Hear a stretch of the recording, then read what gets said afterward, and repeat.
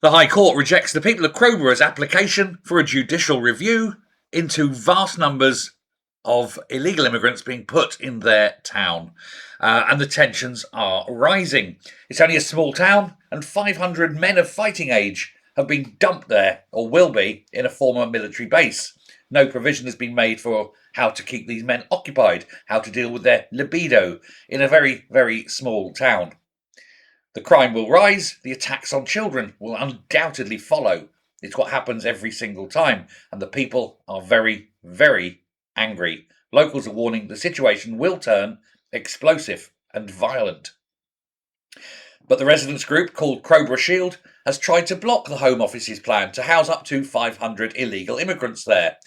They raised more than £100,000 in donations to fund a judicial review, but the High Court has rejected their case. The judge said locals had effectively jumped the gun and should have dropped the legal challenge earlier.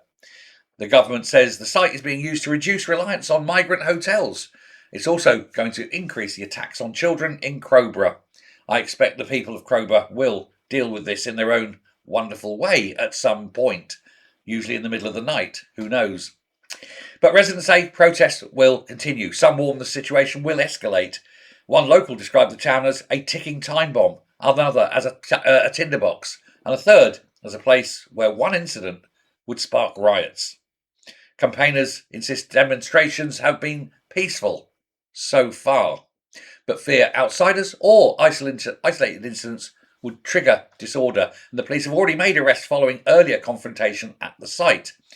Now, residents say they fear pressure on local services, including GP surgeries, dentists, housing, schools. Some also worried about community integration and the town's future reputation. Business owners and homeowners say the policy will damage the local economy and property values. Others say the issue reflects wider concerns about border policy and migration control. Now, the government, and through the Home Office, is saying that the site will help manage asylum pressures and reduce total costs. You've got 500 of them. Pick them up, put them in a boat, take them down to the channel, put them on a boat, and fuck them off to France. Sorted. When they land in France, the French say, we don't want them. You say, yes, but here's the thing. Not our problem. Keep doing that all the time. Just keep shifting them back to France.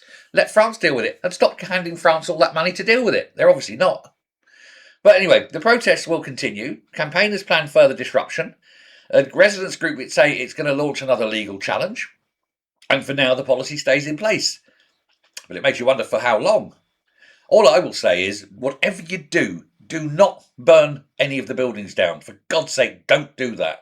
That would be quite wrong. And we know how easily these things go up. So don't do it. Now, a court decision may have settled the legal battle for now, but politically and locally, the battle is far from over. And I think there is so many different ways in which a battle over this could be ended, quite simply. Imagine if it wasn't there.